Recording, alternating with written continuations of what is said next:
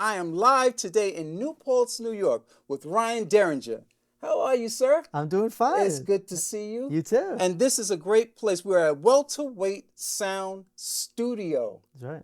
So listen, give us a little history on Welterweight. How did you get started? It's a beautiful place, actually. I'm loving the design. Give us a little background on it. Thanks. So I've been here since 2018. Okay. So I designed and built this space.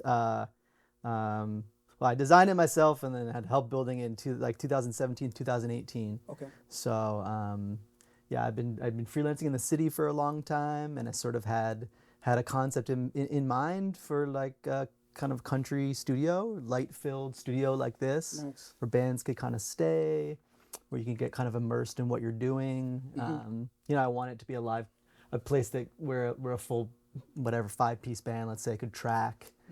So there's certain parameters to my that fed into the design, and here I am, I guess 6 years later, and it's undergone lots of different revisions and tweaks, and you just sort of settle into these spaces. Right. So. Right. Well, I'm looking around, and wow, you got quite the setup. We're going to go through all of that in a minute, but your typical client, if you want to talk about that, I know you're a producer as well as a mix engineer. Yeah. Your typical client is on any given day home. I'd say a songwriter in sort of like any given phase of the album making process. Okay. But I would say maybe the most typical would be a songwriter looking to do some recording, All right. laying something down, or we just did some recording and we're chatting about production, kind of thing. That's usually what I'm engaged with. So talk about that for a minute. In other words, a client will come to you with a general idea of what they want to do, or concept, and where do you fit into the entire process? Yeah, I mean, I think that's possible. And sometimes things are pretty bare bones, and my producer hat is like a little more prominent, where I'll work with the songwriter to get some personnel together, and really kind of imagine the project from the ground up.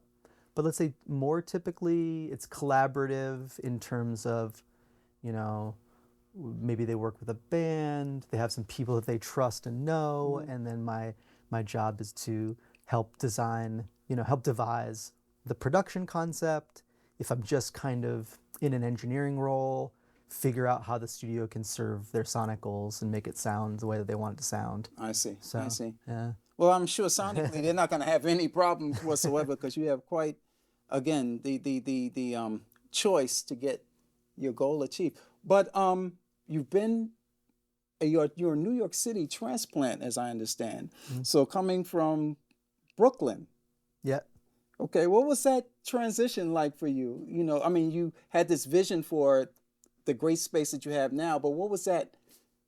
Talk about that for a minute in terms of transitioning from the city to the country. Yeah, I think the biggest thing for me was like having this space. I found, I think, through spending time in building this space, I found out that I'm way more of a tinkerer, and than I thought. And at a certain point, I feel like being in the city, I got a little bit bored when I didn't have my studio to just be like plugging, like a lot of the mics in here I've built, a lot of the preamps, I've put together. Wow. The whole wiring up of the studio and constantly imagining how the workflow could be improved. Right. I just found in this space kind of a place I could really sink a lot of time and energy and kind of obsession into. And I think for me, the moving out of the city, it's just kind of indistinguishable from, sort of like not having my own space and then having my own space. Yeah, so it's yeah. hard to kind of separate the two. Right. Right. So this is sort of like, this is what I know in terms of having my own space, and everything that is the Hudson Valley kind of comes along with that. Yeah. Having the space with, so. Well, the clients have the creature comforts. Certainly, I mean, you have a house attached that they could reside in, that you were saying? Yeah. So if the band wanted to come record and say, we're going to camp out overnight, that's something they can do here in other Yeah, words. exactly. So I feel like that's when the space is at its fullest potential, is when a band sets up shop for a long period of time in the house, or commuting across the lawn to like the studio every day, Nice, doing nice. dinners in the house, doing just like the whole space getting transformed. I feel like that's when I look back on the moments in the studio, the sessions that are the most memorable. It's been those where bands really like settle into the space. Yeah, yeah, and yeah, yeah. and bring all of that energy. So Would you say that was probably some of the biggest projects that you've done in terms of them feeling really at home? Because it's hard to not feel at home when you come in here and you have the creative, aspect attached right to home, a big space like this. So, yeah, definitely. I mean, I find that, I definitely identify with a lot of those projects really strongly. I can sort of I can always hear the sonic imprint of the studio and the specific tools we were using, but there's something else that gets imprinted on those records where people really dig in here. right. That I can hear. Just some sort of vibe. I can hear the experience. I can hear the energy that was flowing between, the people at that moment in time. Right. More in a more pronounced way, I'd say. Right, Yeah. right. Okay, well, listen, take us on a little tour here. We'll start at the desk. Cool. I guess we'll just turn around. So profile for the camera.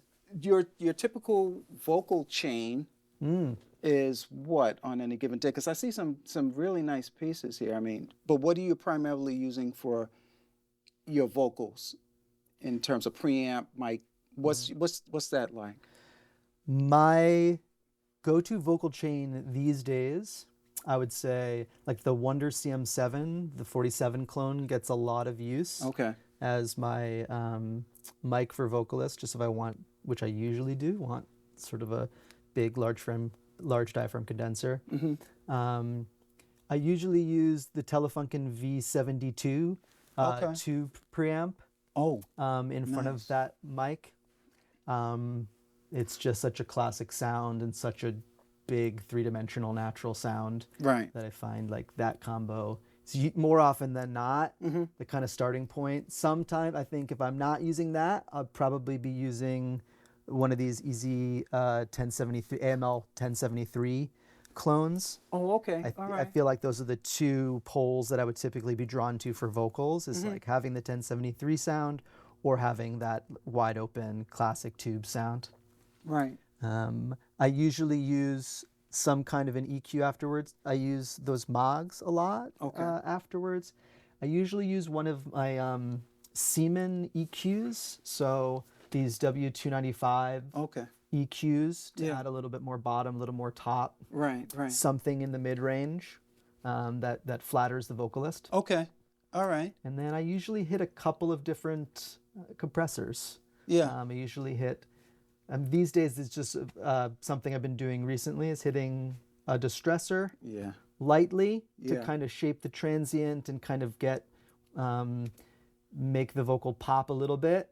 And Right. then I hit this BG2, Highland Dynamics BG2, which just kind of like puffs up Yeah. Yeah. Yeah. the vocal in a way that I mean, the way I think a lot of tube compressors do, but this one particularly, it's just like, Okay. All right. it's Now, who is that by? The BG2. this guy Bryce Gonzalez in LA. Oh, So okay. Highland Dynamics Okay. is his company. It's all hand wired tube, I think exclusively tube based. Maybe I'm wrong about that. Mostly Yeah. tube based stuff, and it's just incredible. Right. What it's able to do. Right. So. Right. But before we get to those racks, I Yeah. want to talk about those ATCs. We were talking off camera for a minute about them. So just talk about them because they Yeah. are quite the deal. They're awesome. Something. Yeah, I think I made a decision kind of early in the studio to kind of invest in my listening, Yeah. before I even started investing in a lot of compressors and all this kind of stuff, to just say, well, your ears are your most important tool here. And if I can really hear it. So I think that the ATCs were part of that, where I was like, all right, let's listen to what people are saying about these things. And they've just lived up to what I'd hoped they would, they would be, and to their reputation. Right, right. They've got a really, really detailed mid-range. I think for me, they toe that line where I do like to listen to music on them. I find that music sounds nice through them, Right, right. but it also sounds really detailed where you hear the stuff that you want to change. Yeah. So Okay. so it's just like pretty balanced across the board, but yeah. Now, in the NS10s, in terms of you're talking mid-range, which, the top end on the NS10s has a tendency to be a bit harsh. But the mid-range, how does it compare to the ATCs? Talk about that for a second. Yeah, what I've learned about the NS10s is that, well, one, it's important that you really drive them with a lot of power. Yeah. And that's where they start to really reveal what they do particularly well. Uh-huh. The NS10s, for me, it's more about, well, yes, it's about the mid-range, but it's also about transients. I Okay. feel like NS10s have this quickness to how they impart the information. You see immediately what is prominent in the field, Yes, yes. and how you're just whatever. It's like what is poking through in a level that I just don't know if any other speaker really does that. Right, right. So for me, it's just about seeing what transients are competing, what is kind of just fighting its way to the front of the mix, in a way. Gotcha. Yeah. Gotcha. Okay, now what is this up here? That one is one of my favorite pieces. I just like desert island kind of piece. It's this company Overstayer, another LA-based company. Yeah. This one it's the modular channel. So okay. it does a lot. It's a filter, it's a preamp, starting, and then it hits a filter, it hits an EQ, it hits a compressor, Right. and then it hits a drive circuit. And then you can take all, it took me so long to figure this thing out, but it's like the EQ circuit and the dynamics you can bring in parallel. Wow. And then the drive as well, you can kind of bring it in parallel as well. So it winds up being an awesome, I record through a lot of it as kind of a fuzz box. It's got this great transistor kind of fuzz if you really push the drive channel, if you really push the preamps. Yeah. The compressors are this smacking VCA compression. And the fact that you can dial it in parallel is especially useful. Right. So this thing kind of lives on my drum bus, actually. I've kind of gotten addicted to it. Just like I pull up just a rough mix, goes straight to the hardware insert, and that's my drum bus. It just has a perfect kind of pushing the transients forward, shaping, just the right kind of gain staging, that everything is kind of punching the way that you want it to punch. Got it. And so. Now you can't go wrong with the APIs 550s, eh? Yeah. Love them. Gotta have them, right? On that kick, little notch on the kick. They're the best. You're a big fan of the Purple Audio? Yeah, that was something that I got pretty early and I got really addicted to. I use this cans as my headphone monitor, and I found that it made a huge, that's really what this is, a headphone monitor. Okay. And I found early on that it was just really lifting sort of a veil off of the mix when I was doing my headphone monitor, which I do a lot in here because I'm in the room with the band, so it's like it's important if I'm recording drums. Of course, I'm gonna play back to check various stuff, but still, if I'm tracking anything in the room, it's nice to have a good headphone monitor. But then what I learned too is that it's got an additional set of outs, and so it winds up being my monitor section for all that's driving all my speakers. Got it. And with it and without it, there's a noticeable difference. It just really tightens up the sound. Really? So that got me a lot of more mileage I had a pair of Adam A7Xs for a long time before I got the ATCs. Yeah. And this thing got me like so much more mileage out of those. Yeah. Until I was like, okay, but it was amazing, especially with I could definitely recommend that as a piece if you want just some more mileage out of your monitors. You want them to be a little crisper, a little whatever.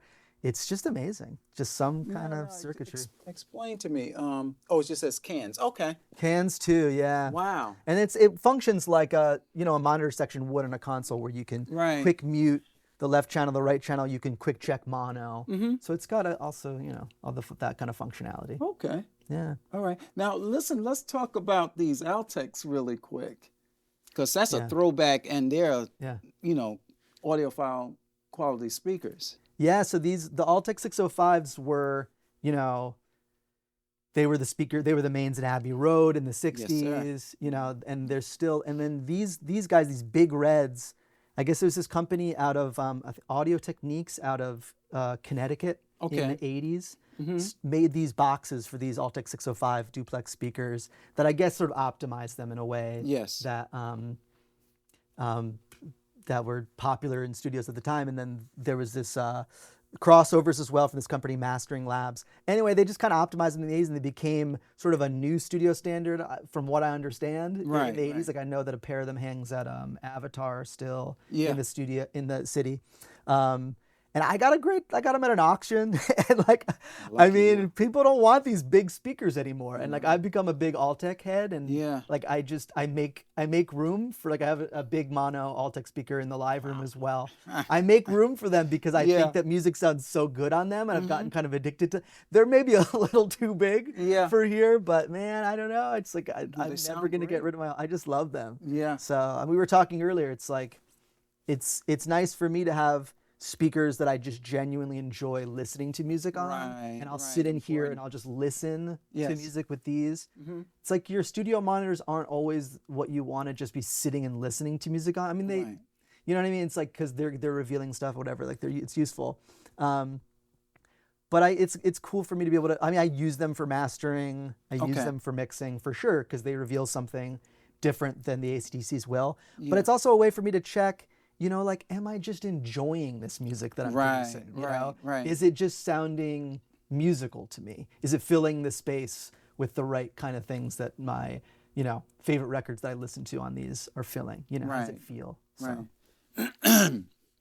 Now, what amp is driving both the NS10s as well as the Altecs? The Macintosh 2120 here, it's a solid state Macintosh, is driving both of them. Wow. So how much power? It's a good question. I kind of forget how much power is on that. Yeah, I forget. I feel like it's a great amount of power, to be honest. I feel like it's not enough power for the NS10s. Okay. I had another amp, a Pro 2150. Okay. That's in the shop, and is kind of has been a little bit of a lemon, but is a lot more power. I wish I knew the wattage. I should know. Yeah. And I feel like, again, those NS10s, they really want to be driven hard to kind of do their thing. Most people use the Bryson 4Bs on them. Exactly. You know? Yeah, and so I'm pretty sure for that reason, right? So yeah, I feel like this works great for my Altecs. It's also, you know, working out well on my NS10s. Now, the Macintosh, is that tube or solid state? Solid state. Oh, okay. Yeah. Yeah. But Macintosh is known for their audiophile level, you know, quality rather, equipment though. Yeah. So and it's beautiful stuff. Yeah. It's beautiful, and paired with Altec, it's awesome. Now, you're listening to final mixes on them, or are you like mastered mixes? I mean, they're your go-to in terms of what? Just listening in general, or? Yeah, I mean, these days I've gotten to know how things sound on them, like how mixes should sound the same way. I think I just use them as just how you'd use any other, you know, secondary pair of speakers. Like, to me, if a mix can sound really good on the Altecs and really good on the ATCs, like, it's probably good. You know what I mean? There's something about you're right. It's cool to have things that, I mean, I understand people often have their near field, that the high fidelity near fields, like these kind of ACTCs, and then their alternative might be something dramatically different, a pair of Oratones or NS10s or something like that. Yeah. It's like, I get that sometimes when I'm checking with two high fidelity things, well, I guess what I'm saying is getting two looks at something is just inherently valuable. Yeah. You know what I mean? Because like every speaker is going to reveal something. That's true. That you don't know. And I mean, I think I use these two kind of in tandem, just back and forth to make sure everything is sounding good the most often. Yeah, well, we know the ATCs are a beast, though. Yeah, You're a beast. they're beautiful. Yeah. So let's shift to your left, my right. Starting in bay number 1, we have what? So, Before we get there, though, yeah. for the audience, you don't see it yet, but you'll see it in a minute in the B-roll. You have a Tascam 80-8, Yes, sir. half-inch. I love my Tascam. Wow. And are you recording to it or? You know what? It feels like most project these days, we just don't have the time. No one has the patience. Like I'm not recording a lot to it, but I mix down through it. And I think if I'm producing something, Yes. I'll often run my drum tracks through it. And just to impart that whatever that tape sound is, get that little low end bump. Okay. And so I have it in. So that's mostly what I use it for these days is tape slap. Driving it really. The other day I was like recording some drum room. I was piping drums out to record the room and hitting it really hard. Right. So sometimes I'll do flanging with it. Okay. And then manual? yeah, get it synced up in Pro Tools and kind of like get a little flange going. Right, right. So I use it for for me it's an effects unit and it's a place to print my drum stems. Right, right. Beautiful. If I'm not feeling like things are sitting super well, sometimes I can just print those early and it's just a better baseline for me for all of my drum stems. Yeah. And again, it's like if it's a project that I'm producing where I'm really trying to kind of in here obsessing over things, I wind up doing that a lot. So. Okay. All right. Yeah. And the patch bay is obviously at the top, folks, but the Manley Vox Box, which is a well-known piece of equipment as well. You're using that for just vocals? You're running the Wonder Audio through it, or? Yeah, I use it on vocals a lot. Okay. I think that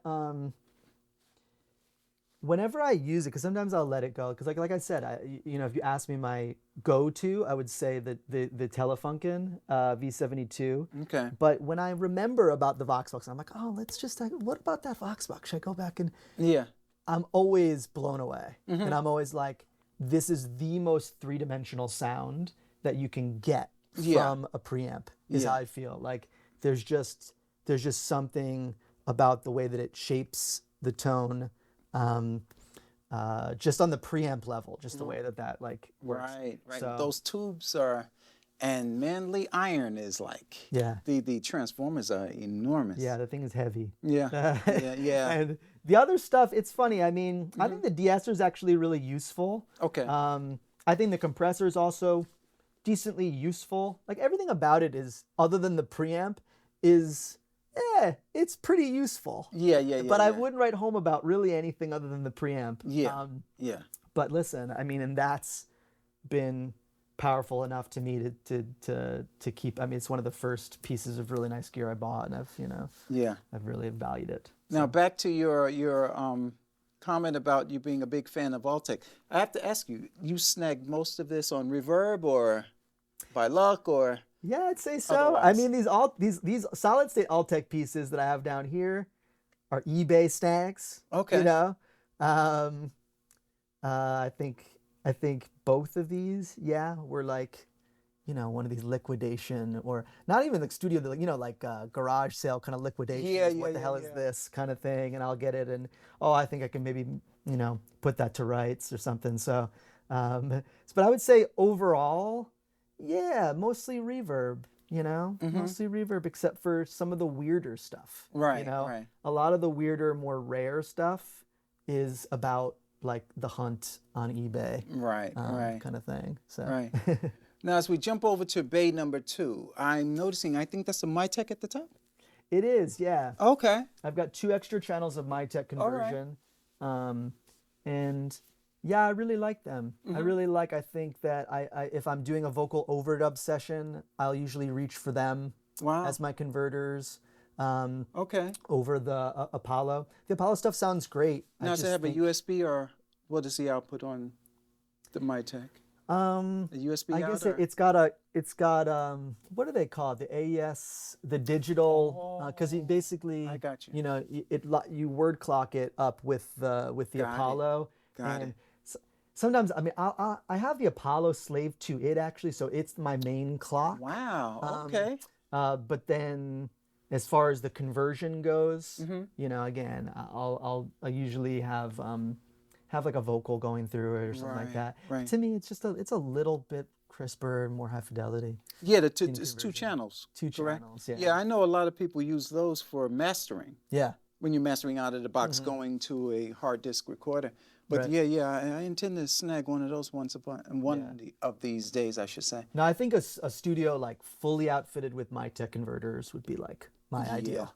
You know, Okay. to just because I don't know, I didn't know how much I really was feeling the effect of conversion Mm-hmm. until I got those. You Yeah. know, I Yeah. was just thinking, well, you know, because you record tons of stuff through your own gear and you have your little ruts in your sound. You're wondering, well, is it something that I'm doing in the recording process? Right. Is it something that's just in my gear? Is it the conversion? You know, you have these little curiosities. Like, Yeah. why Yeah. is that like 1 to 2K always kind of feel like this to me or something like Right. that? Right. And I think that was part of my curiosity with those converters. It's like, is it my conversion that's kind of imparting that?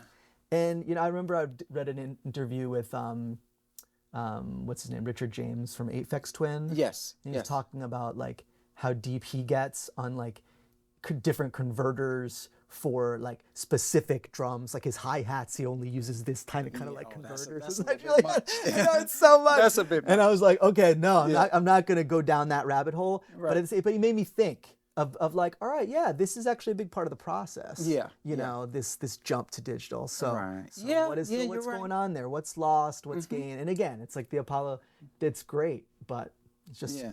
point of curiosity. Yeah. You know? Yeah. Yeah. Yeah. And we were talking about the Unity Highland dynamics, BG2 earlier. So let's just expound on that. That's a compressor. Is it VCA based or is it FET? It's a tube-based like Veramu compressor. What? Wow. So Holy yeah, moly. so I think you know a lot of his stuff is inspired by those like old RS 124 compressors. Like I know that Bryce Gonzalez like he mods a lot of those to be because I'm not even huge up on the history in terms of like Altex, but I know that there's basically you know there were the Chandler RS 124s that were like the big tube compressor through in Abbey Road and whatever, and I understand Altec also got involved in that process over the years of making Right. sort of their version of that classic tube compressor. Okay. And he does a lot of modding of those, but basically I bring it up because well, one, that's kind of like a big part of the inspiration to this kind of tube compressor, how I understand it. It also has these two modes, the American and British, that speak to the subtleties between the Altec RS 124 and the Chandler 124, as I understand it. Yeah, yeah. In terms of just the subtleties of the tube circuit, and the American's a little bit more gritty. So yeah, it gets a little noisier, a little grittier. But what I love about it is that it's a new piece, but it does some kind of like I said, it's a little noisy on the American setting. I kind of see. love that. You like that. Like I kind You of like love that. It's like a little messed up, like some vintage Yeah. gear will be. You know, I mean, not to say noise is necessarily messed up, but you know what I mean. That it's not just like perfect. But Yeah. the British is just like glassy, beautiful. Really? And like I said, I mean, the big thing for this is Okay. it just inflates the sound. Yeah. Just I have to check them out. This is crazy. Highland. Yeah. If I would put I mean, I often do put everything through it in the mix process, but Really? but Is I that would it's put a everything single through it if I channel or dual? could. One channel. Oh, Yeah. okay. Yeah, he makes a BG1, which is a sort of it's a stereo version of this. It's like Right. slightly different, but yeah, it's a single channel, and I would love to have two because I think it would be awesome on a mix bus. Yeah. Picking back up on the distressors. Yeah. The stressors are the best. You know, they're the best. Yeah. I record I record overheads through them. Really? I record, guitars and bass through them. Acoustic guitars, I love through them. There's just something they do with those transients to just make Yeah. them pop, and you can just shape any sound with Yeah. the distressor. You know, Wow. it's just the best. Yeah. They're awesome. Yeah. With the classic, what, nuke mode? Yeah, the Have nuke you ever mode. used it in? I don't Nope. use that very often. You know, for me, it's like a lot of 4-1, Okay. a lot of high pass, Yes. a lot of adding that extra saturation. Okay. You know, and but they're just awesome. Like you know, you can hit them really hard, and they still sound awesome. Yeah. Yeah. No, it's just so cool that you know. I think like compressors that smack a sound and like degrade it in some way, like those are awesome, and it's great to have them around. But I feel like I really appreciate having a Swiss Army knife Yeah. in the distress, where you know again it has that more expansive quality Right. to me, where it's enhancing what's going on and teasing it out, as opposed to necessarily like squashing it. Even when it squashes it, it feels like it has that you know that effect on the sound, Yeah. where it's helping it kind of be more Yeah. robust in some way. Now, I'm a big fan of DBX. And I have to admit, in my entire career, I've never used a distressor ever. Really? You know, so I think I have to, on your recommendation, pick one up. Yeah. But I don't see any. Why isn't DBX represented here? Any? It's funny. I have a DBX 160X Okay. in the closet, Oh. in like on the docket to bring in for repair. Oh, okay. So because it was acting up, and like the compression circuit stopped working. So I used that really happily on bass for a long time. And, Okay. and it's funny. I was looking at like photos of Scratch Perry Black Arc the Yeah. other day, and I saw his rack of like 160As and stuff like that, and I was like, maybe I should give that another another look. Right, You know, yeah. I had that thought, but you know. Okay. Right now, it's not represented. You're correct. Yeah. So below that, what are those? I don't know. These are channel strips from a console from a 70s Memphis-based company called Autotronics. And they're these really great consoles that use Jensen transformers, famously on the input and Oh, okay. output. And they have, what's amazing about them are these 3-band inductor EQs. No way. That are just so musical. You can turn the top end and the low end to like, you know, 3/4 up. Right. And it still sounds great. There's something about it. The more you give, the more it starts to sort of subtly saturate. And so I love those. I love those for mixing, to add a little bit of top and bottom. It's got a little bit of notch in the mid range, but they're really useful. I think that it's a concept. It's an idea for a console that I think I would be interested in at this point, know how to use an Autotronics console if I had one. I think maybe someday that would be a cool concept. It's a very vibey, but you know, I think the preamp does leave a little bit to be desired. It's it's got some vibe. I don't think it totally lives up to the kind of, you know, what do people say, like Neve Killer. You know, people say this stuff about these big. You know, it's cool. It's cool. I think that it's got some headroom issues. It kind of peaks a little bit. I get pissed if a preamp can't handle things. I just get so pissed at preamps for that. So for me, like, if you don't have really good headroom, it's like, you know, it's unnecessary. Get out of It's here. not useful. So It's not useful. Yeah.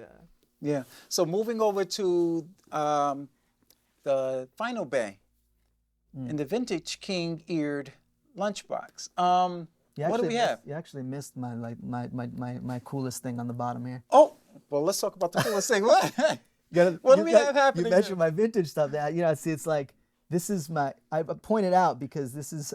You know what? I'm gonna be honest with you. The reason why I thought it was a Bluetooth transmitter. Oh yeah, interesting. No, so this one is a very rare piece. Okay. And I'm very excited to have it. And it is. So you know the SoundToys plugin SciQ?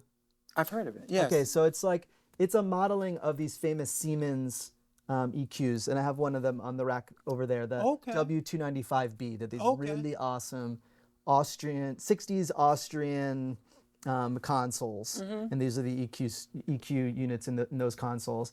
And this one is like it's a early prototype of that famous EQ. Okay. And it's got a germanium circuit in it, and it's sort of like it's got a top boost, it's got a bottom boost, and then this thing that you thought was a Bluetooth transmitter is like just a little notch at 1.4 or 2.8.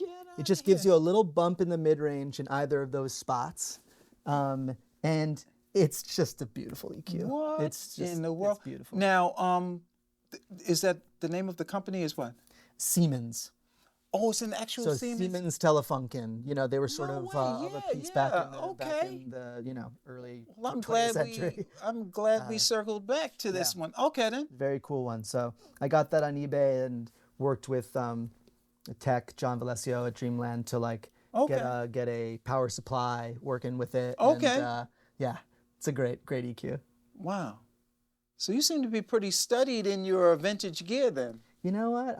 I've gotten into it, you know, and I think I've benefited from, you know, as an engineer, you benefit from understanding what's behind the hood and kind of what things do. Yeah. You know, like, and it's kind of, I guess, how they do it. I mean, I think I have a rudimentary understanding of how they do it, but I think that if something does something exceptionally well, I'm interested in kind of like how do those how does that do that kind of thing? So now, jumping over to the lunchbox at the top, left to right, we have, is that an AEA?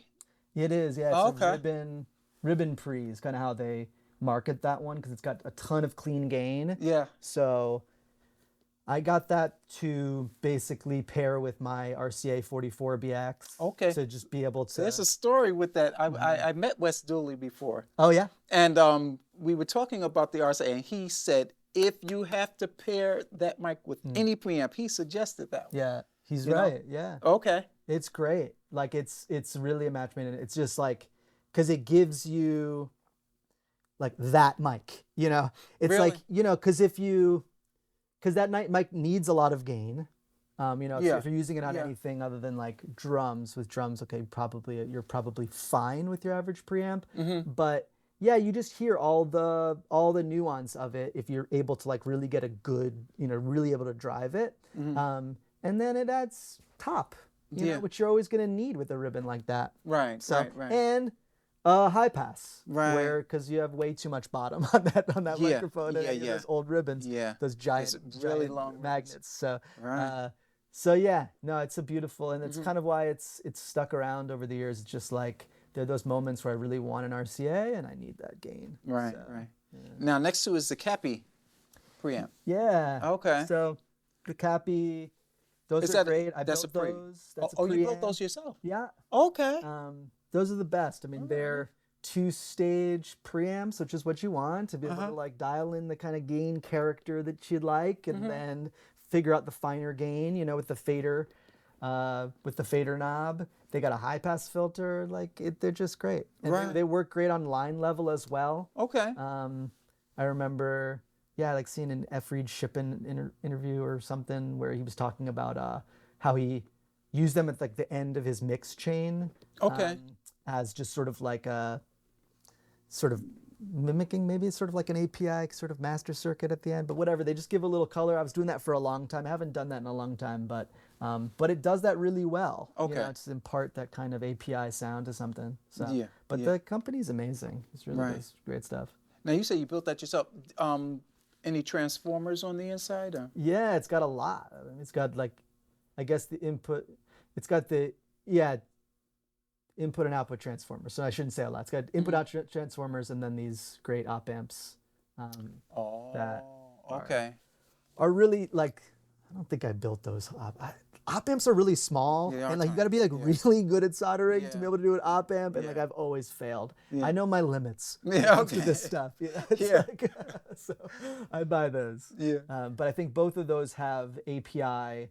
Like 2520, like vintage ones of those in them. So you have a lot of mid kind of forward punch then. Yeah, exactly. Guitars or snare drums or what? Yeah, drums, I would say. Okay. I would say like kick, snare. Yeah. I would. Yeah. Yeah. I think a whole rack of those, a whole drum kit with those. That'd be Just great. right. Okay. Yeah. Now next to it is no, the unit in between the other Yeah, cappy. it's a Hairball Audio Lola. It's another one of these Oh, okay. DIY pre's. Okay. That was one of the first things I built when I was getting into this kind of DIY thing. So you And- love soldering then. yeah, I got Not the into it. fumes, I'm Well, sure, yeah, but you know, well, one, I'm cheap, okay.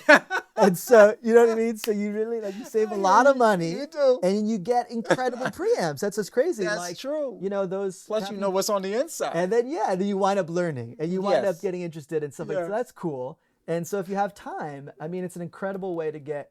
I mean, the Lola, for instance. I mean, that's an expensive sounding preamp. You know? Okay. Like it just sounds really good. Right. And again, it's got the 2 stages. Yeah. So you can get that added little saturation on top of the finer. So I mean, it's just again, it's just a beautiful preamp. Right.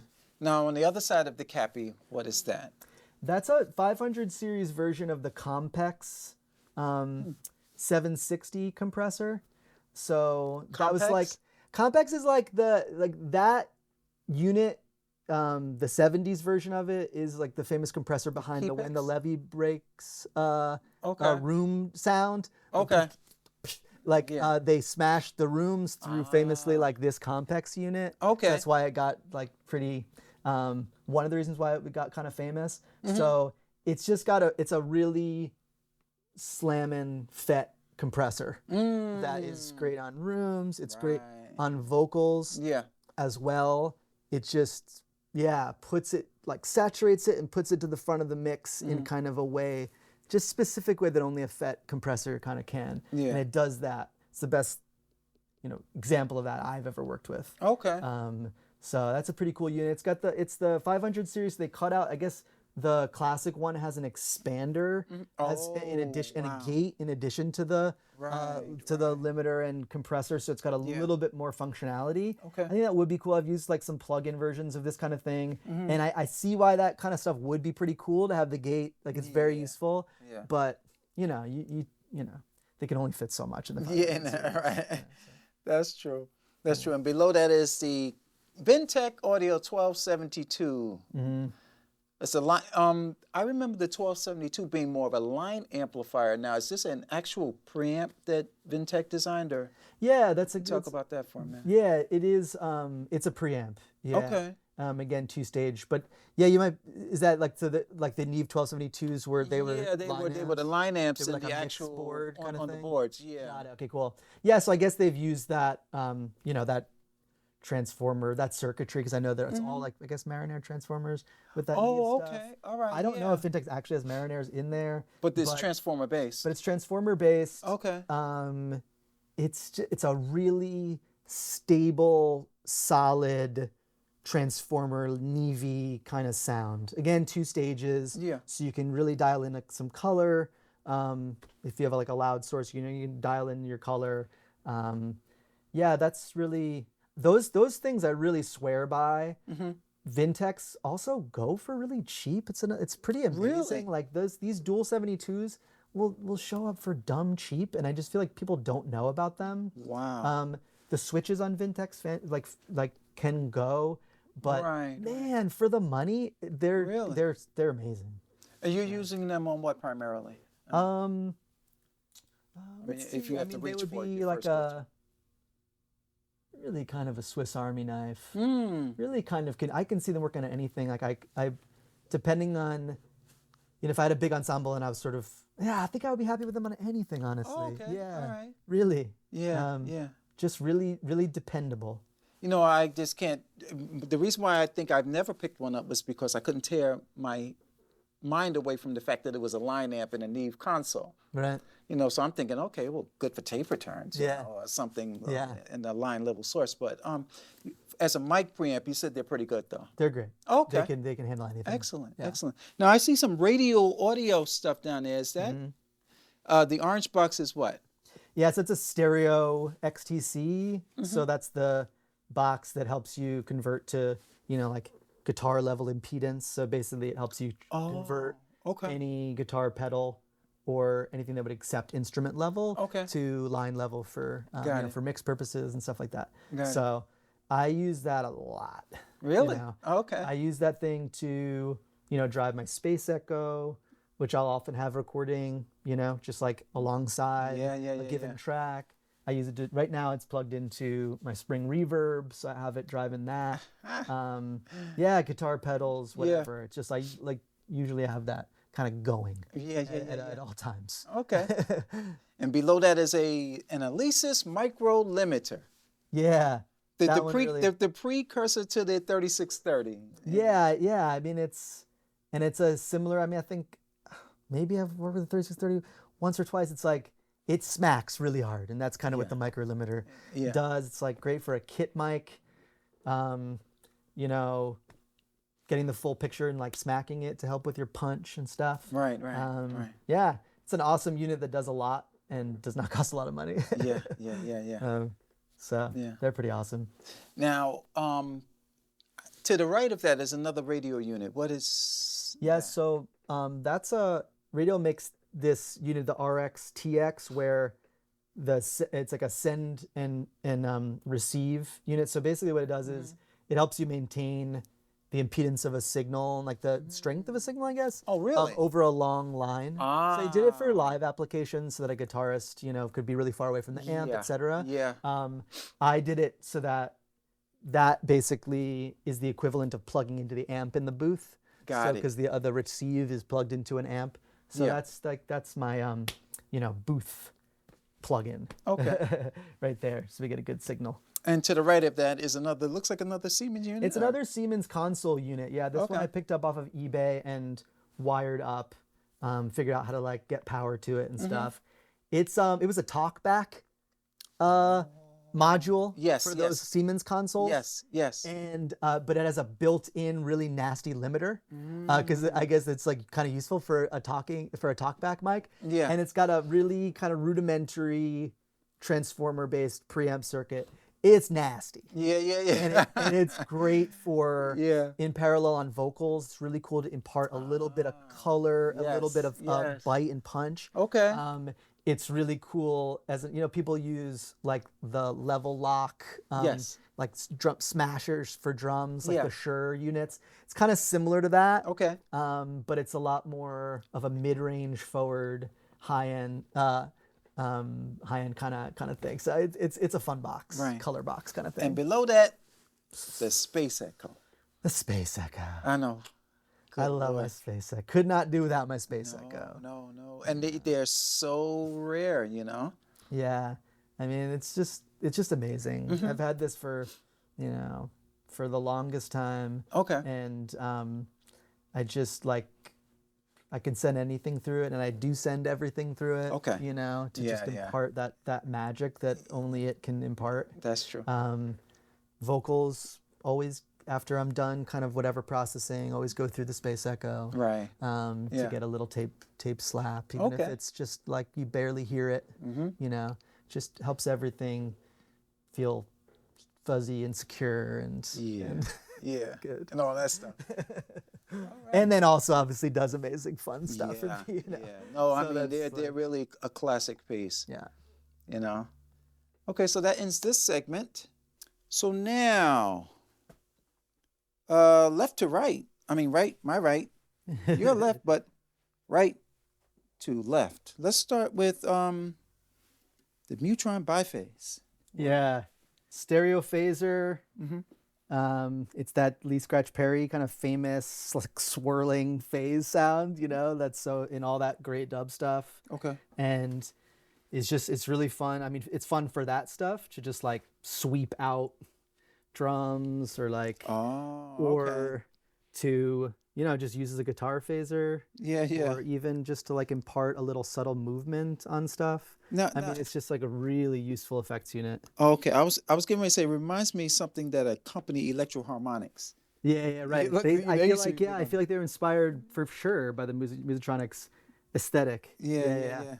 But nothing's amazing. So now from the bottom up, we have a Rhodes 73. Yeah, the Rhodes. One of the first, like instruments I ever really like owned. I mean, I'm a bass player. Like that was Okay. that was my first instrument. Yeah. But then like so my first piece of keys was this Rhodes. All right. So I've had this for like 15 years, and Wow. it's in good shape. I mean, I get good feedback from keys players that Okay. it's kind of like it's responsive and pretty even. Yeah, yeah. I'm sure I could and probably need to soon put some love into it. Right. But it's in a nice sweet spot where it's kind of sounding like a Rhodes, so it's Yeah. kind of good. So, Yeah, yeah. but that instrument is just beautiful. Classic. I mean, it's a living.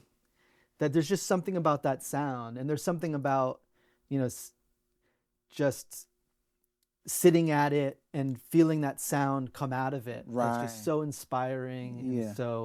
And so Yeah. Yeah. Now, right above it is another classic. I spent a lot of time with this in the 90s. The DX7. DX7. Yeah. Yeah.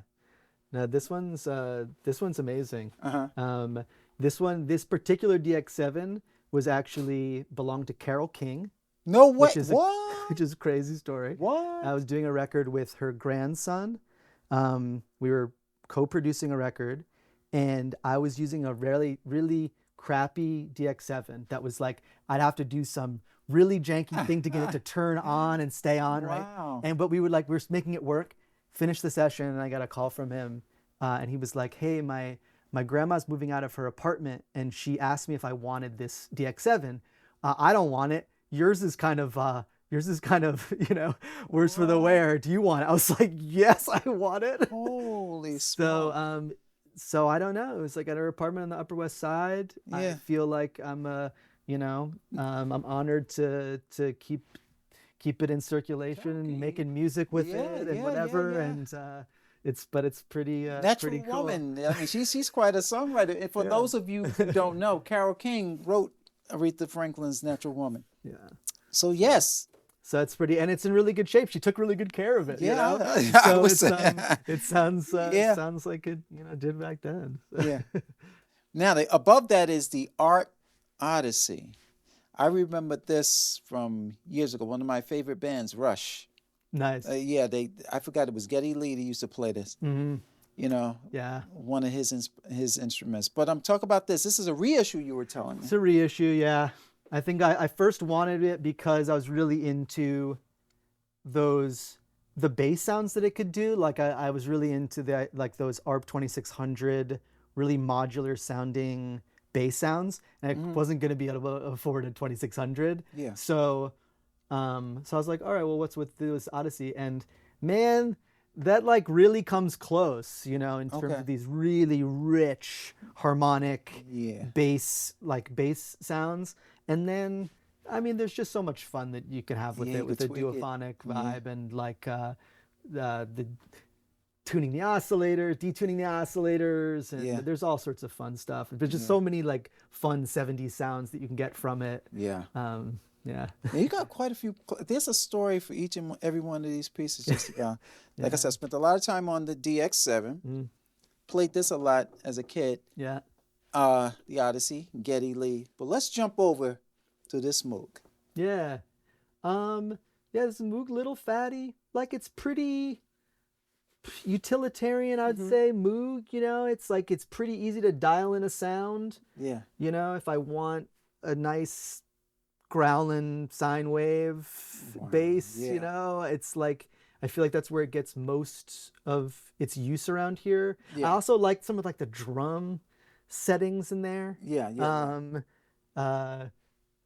So it's a pretty fun piece. Yeah. Okay. And below that is the Prophet 6. Yeah. This probably gets the most use of anything in the studio. I mean, Yeah. Prophet's just amazing. Yeah, Like, yeah, it's yeah. I'm just constantly in awe of of what, the sound it can produce. Just so rich and complex. It's crazy. Yeah. Yeah. Wow. Yeah, so you're a big fan of the analog. I see. But Yeah. jumping over to the corner, I see a Studer 8-track. Yeah. It's actually a 4-track with Okay. 4 separate units that I've ransacked for working cards to make sure that the 4 tracks could work. Always. Um, That explains the 1, 3, 12. It's Yeah. like I guess my response to like not recapping everything was to like just get Go an out eBay back. sale for like not like what other ones and figure out Right. which ones were working. And Right. it worked. It's actually a pretty good strategy. Like we were able to find enough cards that were already functioning. So Okay. anyway, it's a 4-track half-inch machine. Yeah. It's got issues right now, so it needs to be it needs some work. Okay. So I haven't ran mixes through it in a little while. But Okay. when it was functioning and working well, mixes sound great through it. That's Okay. mostly what I've used it for because it's 4 tracks. So Yeah. it's rare. I did one record that was like an acoustic thing Mm-hmm. where I had stereo mics on the acoustic guitar, vocal, and then like a room mic where it worked out to do a 4-track thing. Right. Right. But it's rare that something comes to the door that's. Now, is the transport working on it at all, or it's just the electronics? I think that the issue is the transport. That's what's happening. Like Right. everything is sounding fine, but it does a thing where it just like randomly starts going in the wrong direction and then breaks and snaps the okay. tape. Like it's brutal what's happening with the transport. So I tried to recap the transport board, that didn't work. I've tried a couple of things on my own. Yeah. Yeah. And I've exhausted my level of expertise. I see. So it's time to get some a professional. Professional. Here, Yeah. Yeah. This But- thing is a beast, though. It's awesome. Yeah. Yeah. They're really. Now, really this is an eBay snag as well, or? This was a friend. This came from a friend Wow. who cut me a great deal because he got it from somebody at Craigslist. This is more of a Craigslist Yeah. / friend situation that I Right. looked into this thing from. That's good. So yeah. Yeah. I always like the students because they're easy to bias, and the tape is right in the front. Not have to pull cards out like on Yeah, the yeah, Airpads. yeah. It does seem pretty easy to You know. calibrate, and yeah, totally. You know. But Well, I've we done was- more work with this 80-8 in terms of like calibration, just because it has been working so well. Really? And so I calibrated it the other day. Okay. And then I felt guilty instantly because I was like, oh, did I take all the vibe out? Really? I don't know. Really? But I mean, it's Okay. it's still like does something nice and still has that nice bump. I mean, you can always like whatever. Obviously, you can calibrate however you like it to sound. Right, exactly, But I did it sort of like the proper job because I was just kind of getting my chops together. Okay.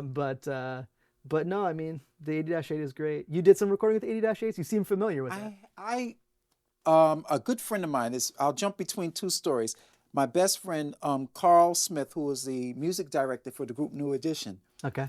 broke us in on the Prophet 5. Yeah. So everybody was out trying to get the Prophet 5, and he had an 80-8. Okay.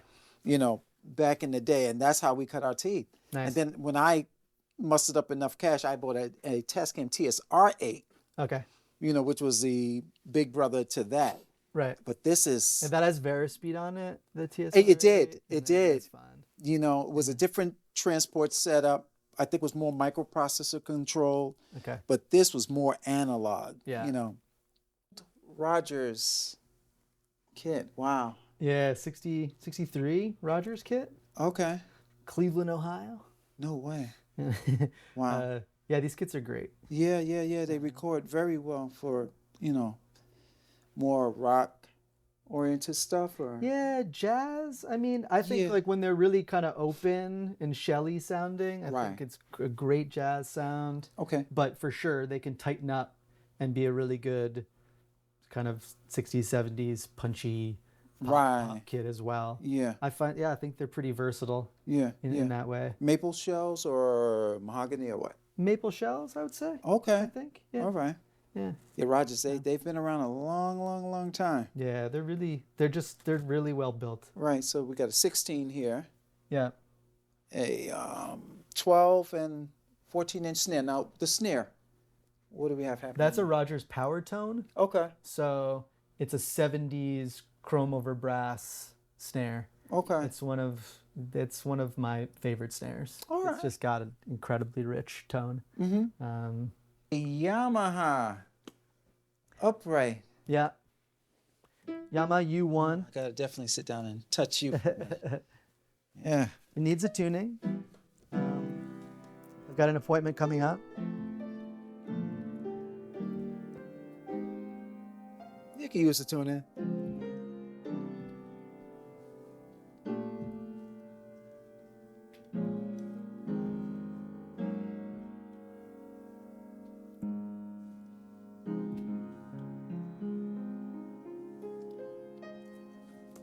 It still has a beautiful tone. It has a beautiful tone. My Lord. Yeah. it's a Even beautiful though it does piano. need to be tuned, it sounds Yeah. wonderful. It gets the it really gets the job done. Yeah. For a variety of Wow. piano. Wow. It piano kind of reminds styles. me of a story I was saying to a friend of mine. You could probably douse this with water, put it outside on a cold day, bring it into a warm environment, Yeah. and it'll hold its tuning. These things are like bulletproof. Yeah. Man. Yeah, I definitely don't worry about it. And I had an old piano. I had an old Steinway in here for a long time. There another that one. was just like in disrepair, basically. Really? And when I got this, it was like I could finally relax that I had like a piano that was just gonna, be reliable and be in, maybe not perfect too like today, but just like have a nice true tone to it, across the spectrum. Does it record well? Yeah, it records really well. Okay. Yeah. Yeah, it Okay. sounds really good. All right. So the room, I mean, I know you said you had some people helping you, but you've done a lion's share of the work. I did a lot of the drywalling and stuff like that. I mean, the framing was all left up to the amazing builder, Nils, who built the place. Okay. But I did the designing of the space. I kind of knew what I wanted out of the space, so I figured out how to like make scale drawings and stuff like that to show to the New Paltz building department. And stuff like that. And yes, I knew I wanted a big room with like a gabled ceiling to get a good room sound and booth and a couple of different isolation options. Lots of light. There were a lot of parameters that went into the design process. Right. Yeah, and it came out nice. Right. And these floor to ceiling, how high? 16 feet. Wow. Holy mackerel. Yeah. So, I mean, I would imagine plopping a room mic up there must be Yeah, crazy. it's great to put I often have a room mic coming from the loft. And yeah, I mean, it's roomy and I've always felt like it's got a sweet room sound. So I'm sure it sounds a lot bigger than, one would imagine. Yeah, definitely. In terms of the drum sound that they could get. Yeah, and I typically like close things off with gobos. Yeah. To be able to get like a tight sound simultaneously. Like I put these hooks in here so I can actually hang a gobo. Like I can sort of float it above the kit from this position, so I can get a really tight sort of room within a room thing. Right. And I recently made this kind of more of a like tighter drum corner with the treatment up there. Okay. But so I like to have options, but definitely putting like mics in the gable is always done. So. Okay. All right. So Ryan, thank you. Yeah. For the tour. It was a pleasure being in this beautiful space. I really do appreciate you taking the time to take us around and show us your wares. It's been really fun. Yeah, thanks for coming. And if anyone wants to work with Welterweight Sound, how would they get in touch with you? Go to my website, welterweightsoundstudio.com. Okay. And as a producer, how would they contact you? They can contact me at welterweightsound@gmail.com. Okay. So, yeah. So that concludes our tour. Again, we thank you, Ryan, and all the best in the future. Thank you so All much. right, man.